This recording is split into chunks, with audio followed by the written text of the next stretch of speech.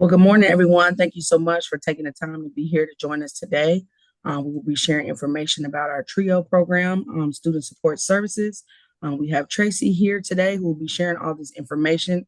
Again, Caitlin has already said that, this is kind of just an informal way for you to ask questions and get information.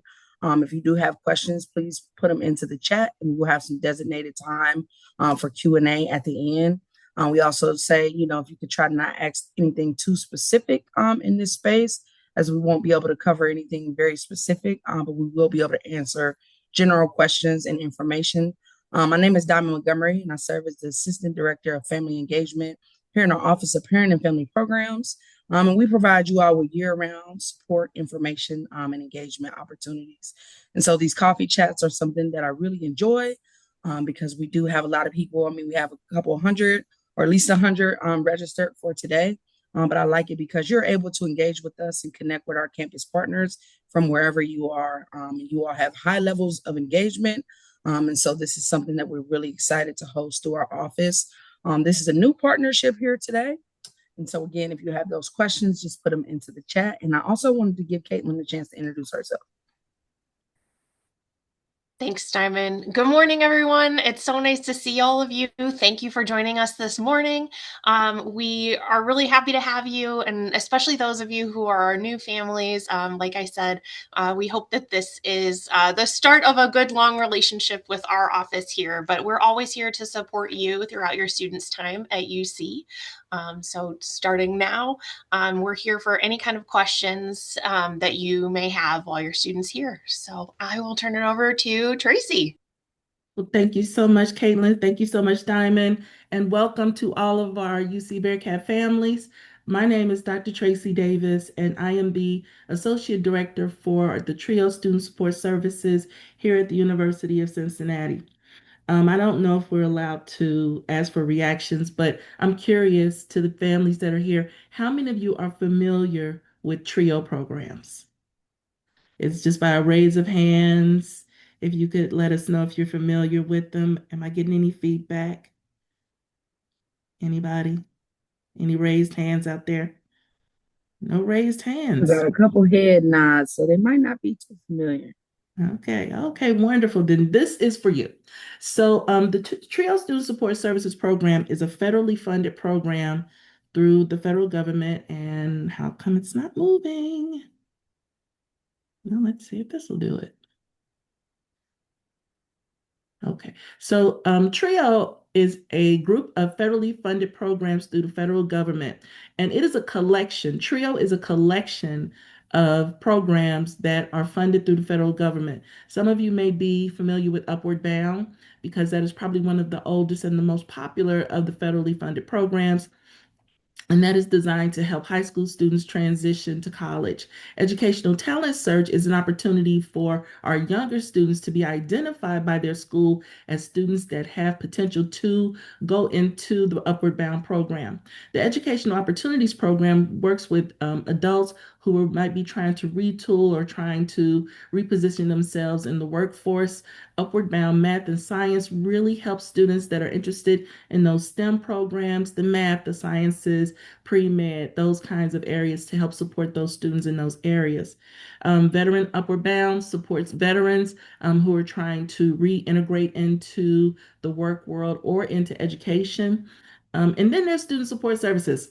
That's where I come in. So Student Support Services works with students who are currently at the college level to be successful at the college level and to graduate. What we found is for students who are, well, I'm getting ahead of myself. So Student Support Services, and then there's the McNair program that helps students hone their research skills so that they can go to graduate school and not only maybe pursue a master's degree, but possibly a PhD as well. And then there is the training program for professionals, again, just to retool to help them move forward in their careers. So these are all of the federally funded programs that exist. And TRiO, it was originally Upward Bound, Talent Search, and SSS. And that's why it was called TRiO. And the point of it is to help students that are from disadvantaged backgrounds. So these are students that might come from low income families. They might be the first student in their family to come to college, first generation college students, or they might have some kind of learning disability, or even a physical disability that would require them to register with our accessibility services offices. And so, if the students meet any of those criteria, then they are eligible to be a part of student support services. Now, what do we do at the college level? So, in high school, students have tutors, they might have mentors. We do the same thing in the student support services area. We do provide students with tutoring, we provide them with academic services, we provide them with career counseling, academic success coaches, and opportunities to explore areas that they may not have an opportunity to explore if they weren't otherwise in our program.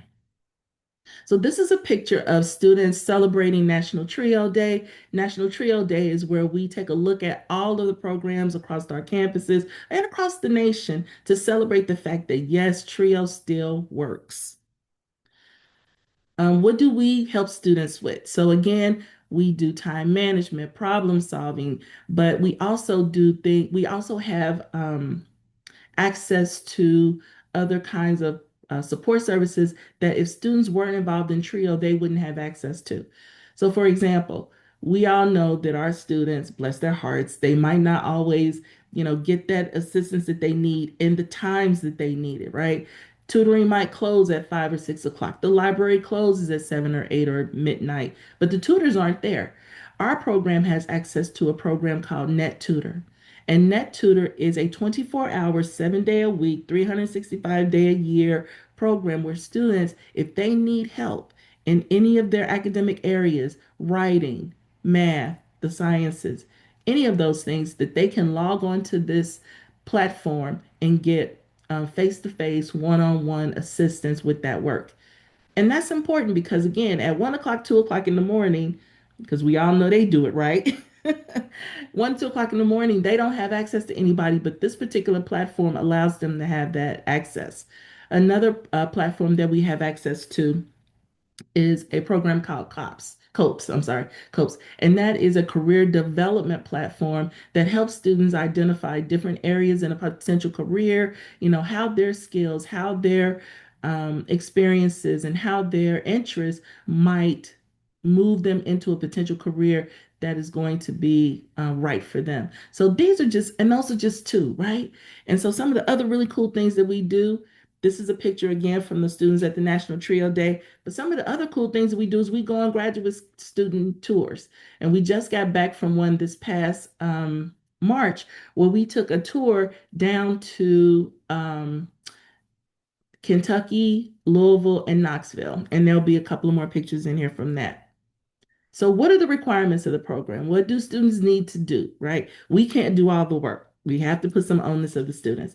So, at the minimum, the students are required to meet with a success coach at least 3 times a semester. We all know that, of course, you can't really build any kind of community or relationship with students with just 3 times, but at the bare minimum, we just want to check in with the students to make sure that if there are any resources, if there are any barriers, if there's any issues or problems, that we're addressing those right away instead of waiting to get to the nth hour where it might be too late for us to have any kind of impact.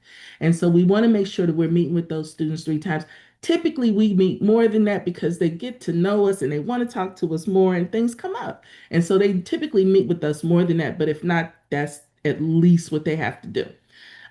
They need to attend some kind of academic or uh, financial literacy program. And we offer those programs through our program, but they also are offered on the campus throughout in different places. So as long as they have some kind of proof that they've attended one, we will give them credit for having attended one. And then the other thing that we have them do is to work with our financial aid office to make sure that they are familiar with and number one, that they have applied for the FAFSA. Number two, that they're familiar with and comfortable with working within that platform, because there are so many changes that happen. And just to make sure that they have all the information, all the documents, all the things that they need in order to complete the FAFSA in a timely manner. That's the way the students get college aid. That's how they get scholarships. And even in our TRiO program, we offer the opportunity for students to get access to what's called grant aid. So that is just another opportunity, another piece of financial aid that, again, if a student is not in TRiO, they don't have access to that. So, for example, right now we are taking applications for summer school. So, if students are interested in attending summer school, they can apply to our program and say, "Hey, I need an extra however much in order to pay for this class for summer." And as long as they have room in their financial aid package to receive it, they will have opportunity to get that. And that is money that they do not have to pay back. Right. So again, I think that, this is a really great opportunity for those students. This was the picture of the students when we went to Tennessee State. This is, and I talked about opportunities that they may not otherwise have. This is a picture of our students. We currently just got back from Camp Joy, where the students participated in a student leadership experience and they did the high ropes course. I wanted to get some more of those really action pictures of them, but this was just us up on the observation deck, and the students were either coming back from or on their way out to the high ropes course. These are more pictures from our graduate school tour. We had the students visit the university. So on that tour, we visited the University of Louisville. We visited Tennessee State. We visited Middle Tennessee University. We visited the University of Tennessee in Knoxville. And those were schools that if students were interested in going to grad school, because yeah, we want them to be Bearcats, but we also want them to be able to have a fit that's for them. And so we do different graduate school tours so that they can have the opportunity to see what else is out there. And maybe the program that they want isn't at UC. So they have to be able to find some other ways or other areas to get access to those programs that they might be interested in. I already talked about who is eligible. Those students have to be first generation, which means neither parent has completed a bachelor's degree. If you have an associate's degree, you're good. If you have a certificate, you're good. If you have a bachelor's degree, you can't participate. There are levels of taxable income that we request from the family, and this is based on the number of people in your family and what your taxable income is, not your gross, but your taxable. And that information is found on the 1040 on line 15. Now, of course, we say this to students and they have no idea what we're talking about. But if you have questions or if the students have questions, they can feel free to contact us and we'll help them try to identify that. And again, students with verifiable physical or learning challenges, they can be registered with our program, but they don't have to be. But we need to be able to have some kind of documentation that they do indeed meet that criteria. I feel like I'm going really fast through this.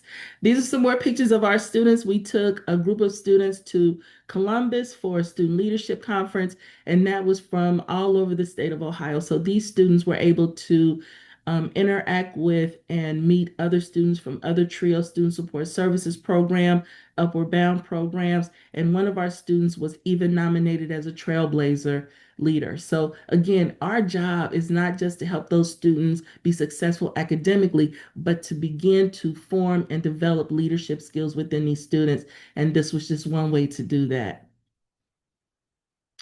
And our staff is right now, we are in the process of looking for another academic success coach. But right now, it's just myself and a graduate student named Gabby Wright, who serves as an academic success coach.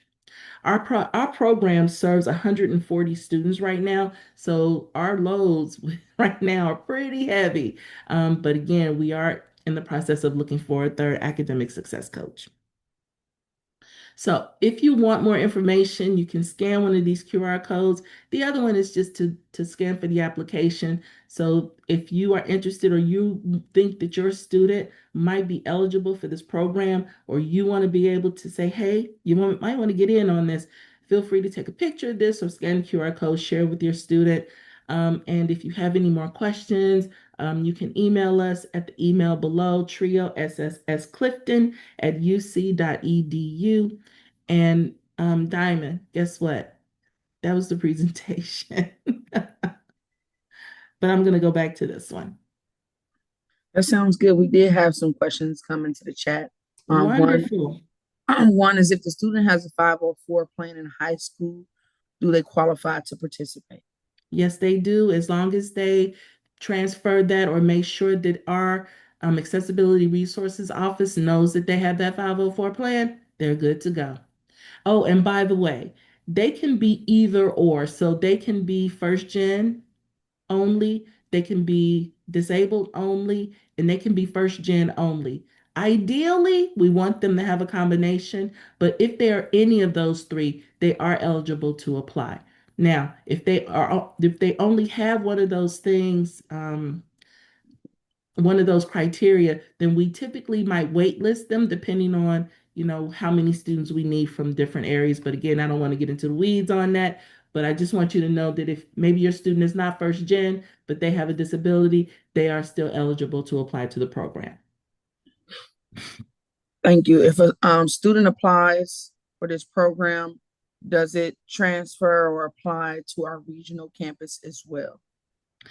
So at this point, we do not have a SSS program at the regional campuses. In order to be eligible for this program, they have to be pursuing a baccalaureate degree. If they're starting at Blue Ash, once they transition to Uptown, then they will become eligible for the program.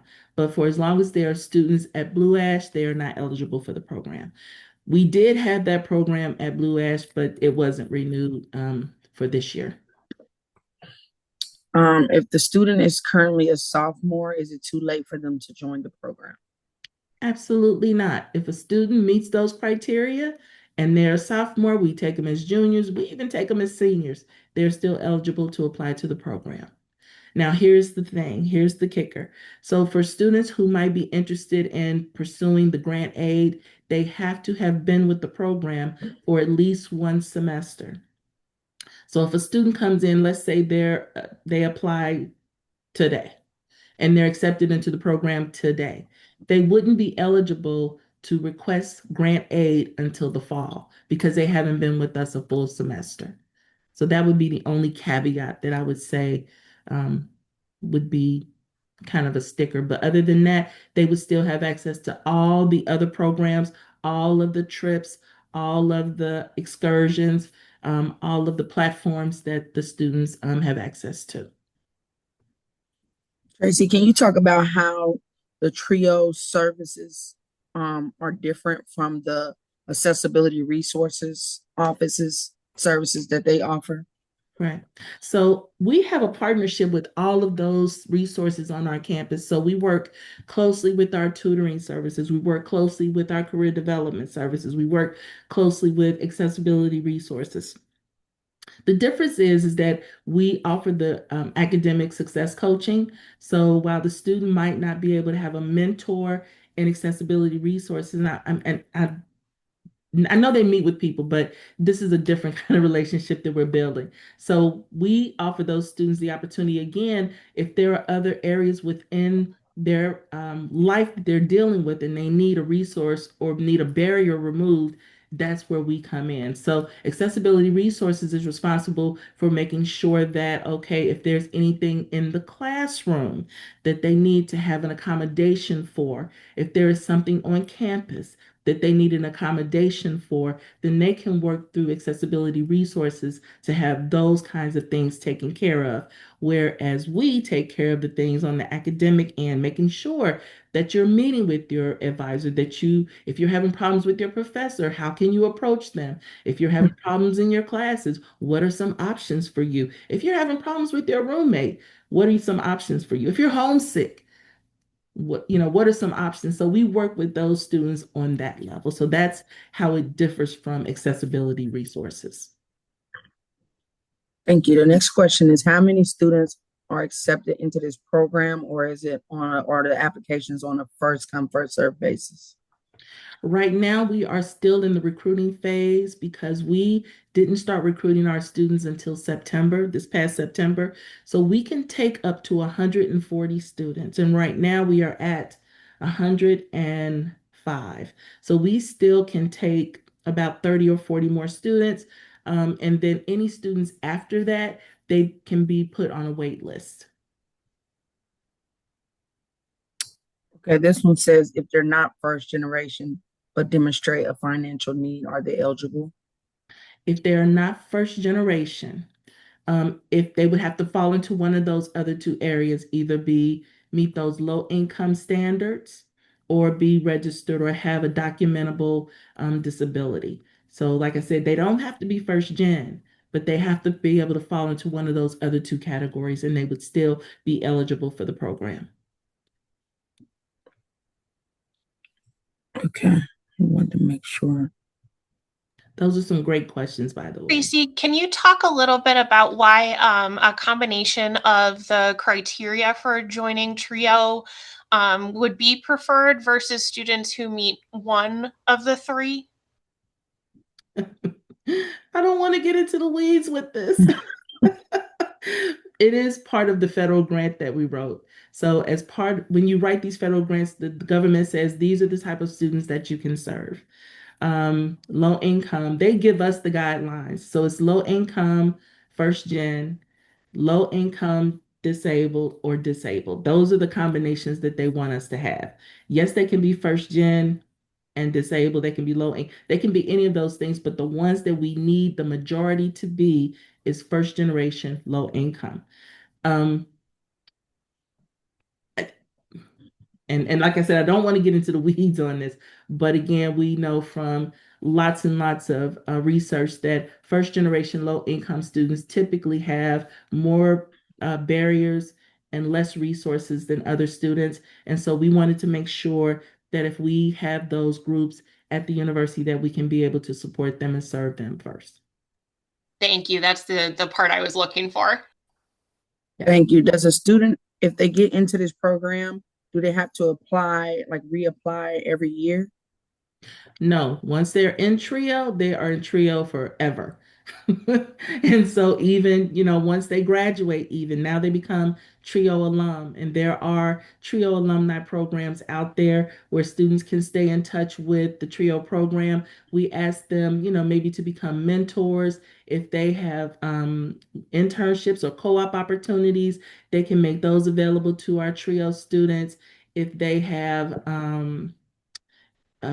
or if they just want to again just stay in touch with the program, that's how they can do that. So once TRiO, always TRiO. So I myself am a TRiO alum because I was in Upward Bound in high school. So I'm still TRiO. Okay, I'll have this one more question and then we'll give families time to come off mute or on the screen if they want to ask their question. So this question says, so there's a chance that a student could not get into the program who has a disability because they're not low income or first generation. It is possible. It would have to be because they are the 142nd student or the 143rd student. If we have all of the students that we can take that are disabled only, if we have the maximum of first gen only, and we have not met our first gen low income threshold, we would have to put them on a wait list because we would no longer be able to accept them. So that would be the only reason they wouldn't be able to get into the program. Thank you. So at this time, if parents want to come off of mute and ask your question, again, we ask that you keep them as general questions. We wanted to give some time for you all to ask your questions. May I please ask a question very quickly? Yes. Um, ADD, she's a first gen student. She doesn't really have a disability, but I don't know if diagnosed ADD will qualify her or not. Does she have receive accommodations right now from her high school or wherever she is? She She's currently at receiving? UC right now. Okay. Is she currently receiving any services through accessibility resources? She is not. She never had like a 504 or anything like that. Okay. Um, If that is the case, then she would not be able to be admitted as a disabled student Okay, but unless, she could do the first gen. right, she could come in under first gen or low income. And then do I just email if so she can get started or like on the application? I think I came in a little few minutes later, so I didn't hear that part. Right. So these are the two QR codes if you want to scan or take a picture of it and send it Okay, to your student. Or if they go to the website, they will be able to get access to the application, and we will go ahead and consider them for the program. perfect. Okay, thank you. Have a great day. You're welcome. Thank you. All right, Miss Nikki, I have you as next, and then Miss Carrie will go to you after Miss Nikki. And if you have another question, please, if you could raise your hand in the chat, that would be helpful. So this is more my daughter's going to be in Blue Ash.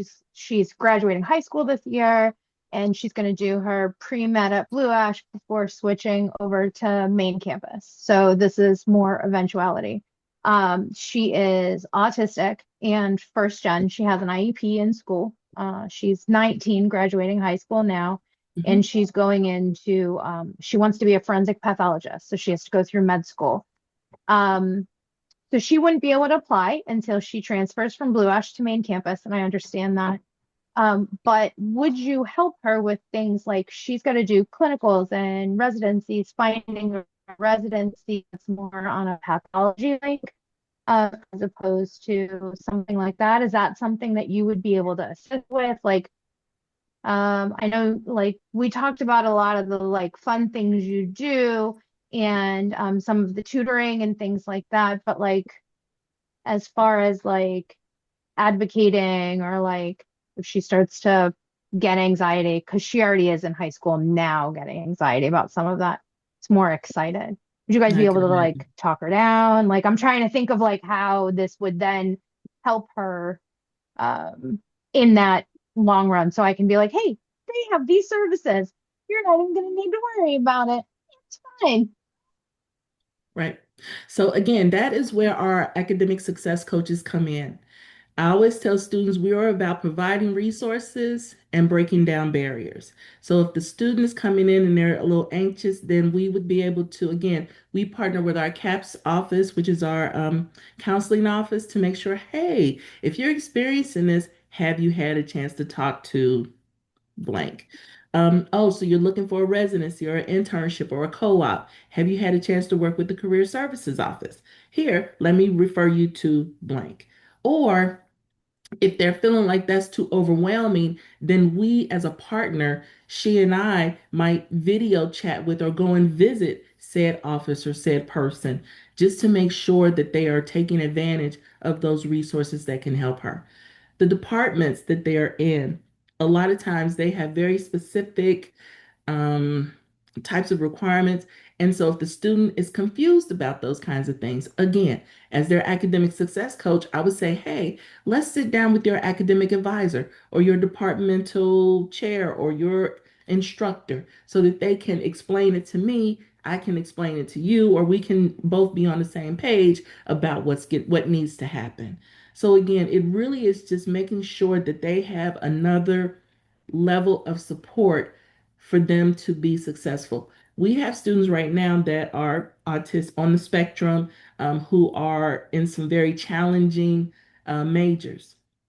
But again, the majority of that is making sure that they have access to the information because sometimes they don't hear what the instructor is saying. And so they're listening, but they don't hear it. And so they're not able to translate that into this is the next step. So I encourage them, we work with them whenever it's time to register for their classes. We have them come in, we meet with their with their departmental head. They explain to me, I break it down. And if she has more questions, I re-break it down.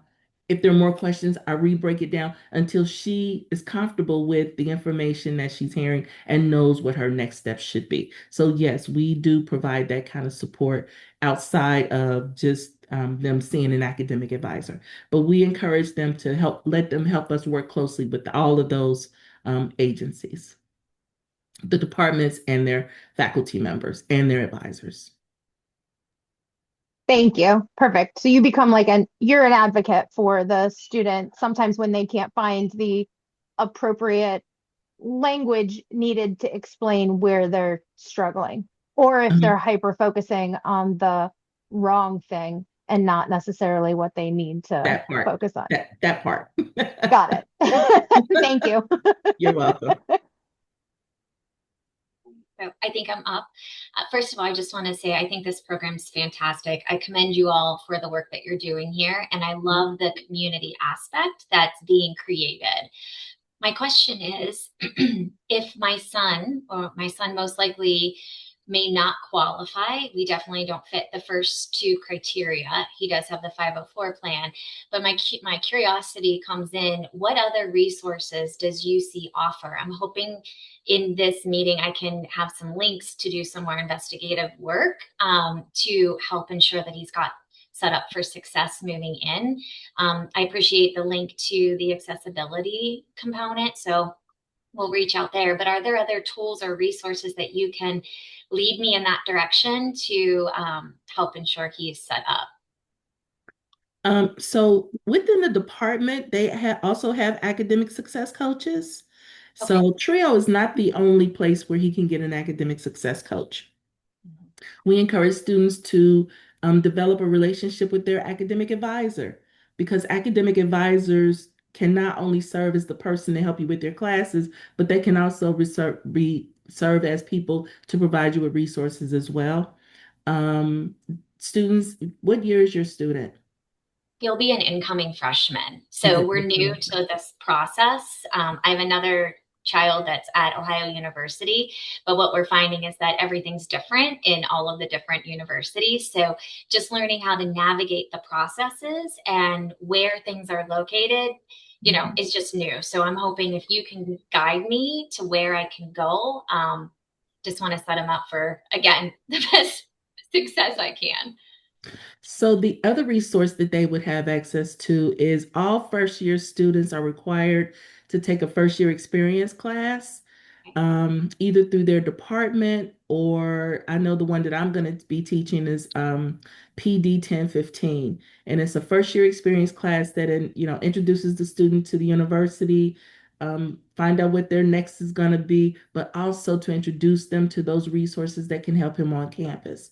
A 504, again, all it means is that you just need a little more assistance. It doesn't mean you can't do the work. It just means you need to know what your resources are. And so people like his advisor or his success coach can make sure to say, hey, or even now his first year experienced teacher now can serve as an academic success coach or a mentor, or, but whatever that need might be, to say, hey, have you considered X, Y, and Z thing? So there are other people other than SSS who have the ability to provide resources and break down barriers for students. Tracy, can I jump in here? Sure. I love this question, Carrie. Thank you so much for asking it. I think that all of these services will also apply to students within TRiO. So while TRiO has, this specialized kind of hub, these next services that I'll mention are for a lot of other students. So our Learning Commons is perhaps the biggest hub on campus for finding academic support. Now that is in terms of tutoring, specific coursework, but it's also about developing academic skill. So they're going to work with students on how to study, how to manage their time, like how to take notes and, figure out those concentration pieces. So there is no shortage of different topics that they provide. I have linked their website in the chat here. Some of the other services that they offer, they help coordinate study tables. They work with supplemental instruction, there's peer tutoring, there's our writing labs. We have an entire center that's dedicated to math and science. It's called our Mass Center. And so they go so far as to have different course numbers listed on their website, and they will say, we have specific help for Calc 1002 on Monday, Tuesday, Wednesday, Thursday from these times to these times. There are also some of those academic services over at Blue Ash as well. I've linked that in our chat too. Each, like Tracy said, each of the academic colleges will provide a number of different supports to students as well. And so it would just be up to students to take a look at what those are. And as they start to take some of those initial courses within their department, the faculty will make those plain. So as long as they're reading their course syllabi when they come in, they'll see what's available to them. Do not underestimate the power of going to office hours. Every instructor has to hold them, and they would be delighted to have your student come in and spend some time with them as well. So that is there. The other thing that we really push is to make sure your student gets involved. So Blue Ash has tons and tons of clubs and organizations. Here at the Clifton campus, we have over 700 clubs and organizations. Some of those are things like the Chicken Nugget Club, which may not be providing the most academic support, but others may be more directly linked to your student's major. And that's a great place to find even an informal mentor. So another student who has really, sunk their teeth into the experience here at UC, who can provide a lot of that guidance. And they're going to make friends. Our students who are getting involved in finding something else to do on campus besides going to class and going back home are more likely to be successful. So I've never worked at an institution with as many resources as we have here. So if you get into it and 6 weeks later, he's like, this is too, I don't know which ones to start with, we can help put together a plan. So that's for anybody. Please feel free to call us so that we can help support your student that way. Awesome. Thank you so much. And the other thing is that, again, we have a variety of partners, and we also partner with the Learning Commons. So the students are going to be referred there if we feel like that is a good path for them to take. Thank you for that question.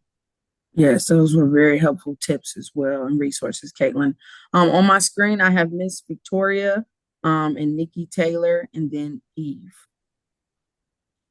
Hi. So, my question is, my son just finished his freshman year in engineering. He has two of the three, I guess, prerequisites for this program, but he was very, very overwhelmed with the amount of resources. And with each different type of resource, he needs to schedule a meeting, and it's kind of a routine thing. So you need to schedule every week your peer tutoring meetings and then your accommodation meetings. Every time there's a test, you have to schedule an accommodations testing time, and there's a lot of different groups and a lot of scheduling involved. So my question is, I don't know what the success coach or the mentor looks like, but is it possible that he has like a standing meeting that he doesn't have to schedule, that he can meet with this person to actually help him with like scheduling all of those different meetings? Is that something? So you are so right. You are so right. There are a lot of students who are involved in a lot of different programs, or their majors might require them to meet with whomever within their major.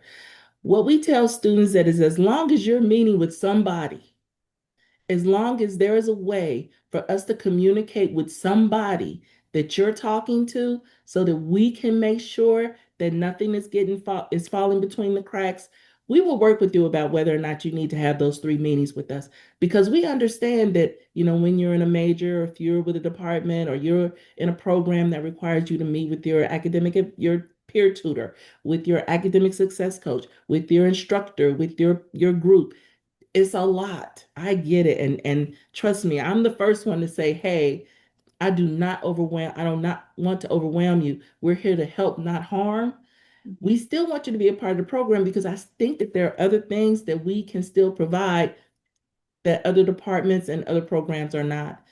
And if all that's keeping you from becoming part of the program is that you don't want another meeting, then we can work around that. We just want to make sure that you're getting the resources and having those barriers removed through our program, so we can help you be successful. The meetings is a small part, because if you're meeting with other people, you're discussing, or you are sharing what's going on in your life, so that they can help you break down those barriers as well. And so all we do is encourage the students, hey, who do you want me to be your partner with? Is it your your peer mentor? Is it your academic success coach within your department? Is it your academic advisor? And as long as we know who that person is and I can reach out to them, Yeah. then So he doesn't have any type of success coach or mentor or anything like. So I think my question is this a thing that TRiO can provide is one person that he can always go to kind of help him with next steps? Like, this is what you need to do, or I can sit with you and help you plan your next week where okay, yes. all of these meetings get scheduled in one go. Okay, yes. And that's what the academic success coaches do Oh, within our program. So yes, okay. that would be the person. It would either, right now it's either myself or Gabby who would be able to say, okay, what's your need? We will assess that in our one-on-one meeting. And then if that's what he needs is for us to help him plan that out, we absolutely can. And Okay. that also, and Caitlin, you can stop me if I'm wrong, but that would also be something that if he went to the Learning Commons and he needed some time management support, then they would be able to provide him with that as well. Yeah. I know the Learning Commons, they have drop-in sessions, but they're big, they're relatively, some of them are big classes, and he does better with one-on-one.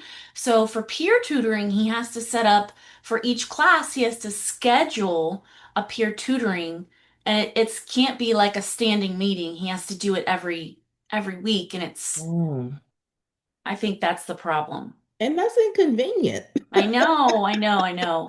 So it's all the Okay. meetings. He's so discouraged. He's like, I'm gonna drop out next year. And I'm like, let's try to see if we can get you a mentor before you do that. Yeah, And Victoria, there's professional staff that are over in the Learning Commons each of them have certain responsibilities within. And so maybe it's worth him reaching out to one of the professional staff over there who can maybe make some different accommodations if this part's challenging for him. Okay. Thank you very much. Could you Yeah. send me that information, that contact name? Yeah, I'll send it. Stacy Martin is a close friend of mine, and I'm sure she'd be willing to help. Oh, thank you so much. All right, then in the thank you. meantime, share that application with your student. Okay. Thank you very much. You're welcome. Yes, Miss Eve, I have you up next. Yeah, thank you so much, ladies. You mentioned the first year experience class, and I didn't see that in the DAP curriculum. So are those sometimes integrated into the students' regular first semester courses? You said in the DAP Yes. area. To my knowledge, every college has these first year experience programs. And I believe so. Caitlin, are you familiar with whether or not DAP has that requirement?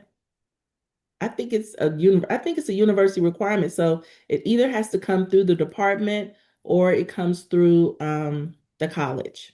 Yes, it may not say like first year within the title, but it may be something that is more specific to DAP. So it may say, intro to design or something like Oh, that. But so it would be kind of that all. cohort style um, learning would likely take place through one of those. So I'll find a little more information about it and send it over to you. Thank you. Do you have my email? I will pull it up from the registration. Very good. Thank you. Thank you, Caitlin. Miss Nikki Taylor, you had your hand up, and then I believe you had exited and came out. So I wanted to give you time to ask your question if you still had it. Yes, Okay. sorry. No, I you're lost fine. Wi-Fi. My daughter is a senior coming in, and she won't meet the first year or the income requirement. And if that means that she could be waitlisted, do you have, I lost the links when I lost service. I lost all of the links from the chat. I guess I'm wondering if we know when she would know if she'd be accepted in a TRiO. I taught in Upper Bound, and I know TRiO is where she needs to be, but I have a degree and I'm not low income. So I know she may not get into TRiO. So I mean, Does she she's kind of like done an orientation sort of thing and has met some people, but I know she needs the level of services that you guys provide. does she meet the third criteria of being registered with accessibility resources? Yeah, she's had an IEP for 12, all 12 years of 13 years Then of school. I would tell her to go ahead and apply because we have not yet reached that threshold of how many disabled students we can have. So still tell her to go ahead and apply. So I guess I know her extreme anxiety. Can I tell her like when she'll know whether she's in or not? She's not likely to come Right. without it. Okay. So what the process then would have her, is she currently a student here? No, she's a senior coming in. She's been accepted at UC and she's visited all the schools she's been accepted at and she wants UC. She's got friends there. She visits all the time, but some we already know somebody else in TRiO and she feels she's convinced herself and she's 18. I can't change her mind that she won't be successful without that level of support. And so she's not gonna come if I don't assure her that we've got something like this set up. And I told her it's an application process. So I don't know. I don't Yeah. know that she'll get in or not. And she's like, well, that means I'm going. And I'm like, no, I want you, if this is the school you want, I want you to go. I don't want you to be afraid of not having the support that you need. Right. And just because she's not in TRiO doesn't mean I can't be a support network for her. Oh, Do you know what I that's mean? great. So, and that's true for anybody on campus. And I tell students, you have to find your tribe. You have to find the Mm-hmm. people that you, and she might find these people during orientation. That's typically Okay. where students can I spy, hey, that person and I really connected. I really want that person to be a person that I can approach if I have any questions, any problems, any situation. I know that this person can help me guide me in the right place. I tell students to Perfect. do that anyway, and they can do that during orientation. Um, I mean, I can't make any guarantees because prayerfully, I'm trying to hit my 140 mark Uh-huh. tomorrow, but I know that won't happen. Right. But if for whatever reason she applies and we've met that threshold, it doesn't mean that she still can't come and talk to me. So But she can I'm apply really, now while she's still a high school senior. nope. She's already been accepted at UC. She's got She to wait can't, till she, she would, she, as long as she has applied, we can accept her in the summer. So I would tell got her, it. go ahead and apply in the summer when she comes to Okay. orientation, because I'll be at orientation. When she sees Okay, the good. TRiO table, tell her to come on over, scan the application right then and there. And then parent, make sure that you have access to your 1040 line 15, and that when we send you the DocuSign information about the income verification, you sign it, get it back to us, and it can be that quick. It can happen that quick. Perfect. All right, I'm going to give her this as a plan. Thank you so much. I appreciate it. Is this the email, the Trios Clifton? Yes. Okay. This is the one that she can reach you. Yes. Let me see. Perfect. Thank you so much. You're welcome. We're going to get ready to wrap up the presentation for today. You all have asked really great questions. I really appreciate just getting some FaceTime with you all and being able to engage with you. Caitlin and I look forward to meeting some of you all at New Student Orientation as we're very heavily involved in that as well. You have the contact information here on the screen. Should you have additional questions about the TRiO program and support services, you may also reach out to our office at any time at families@uc.edu. We're here year round, all the time, here to answer any question. There's certainly no question that's too big or too small. You'd be surprised about the things that parents call about or just need someone to talk to. And we're definitely here to support you every step of the way as well. And if you all want to hear any other sessions, because again, this is something that's just ongoing, and this was a new campus partnership. So we appreciate you, Tracy, taking the time, putting this Thank you. together, and sharing this with our families in this platform and space. But to our families, if you have any other, recommendations or things or topics that you would like to hear, certainly email our office. We can't guarantee that we can present on that, but we're always looking for new ideas and reaching out to those campus partners to see, what new partnership that we can develop. And so I thank you again for joining today. I hope you all have an amazing rest of your day. And I just wanted to make sure that they knew I dropped my personal email into the chat if you want to email me directly. It's Davis3TC. I will put it back. We will post the recording sometime next week. We have to get the whole thing captioned so that it's accessible to everyone, but it will be up like Diamond said. All right. Thank you so much. Have a great day, everyone. Thank you all for having me. You all have a great day. Bye-bye. Bye. Thank you.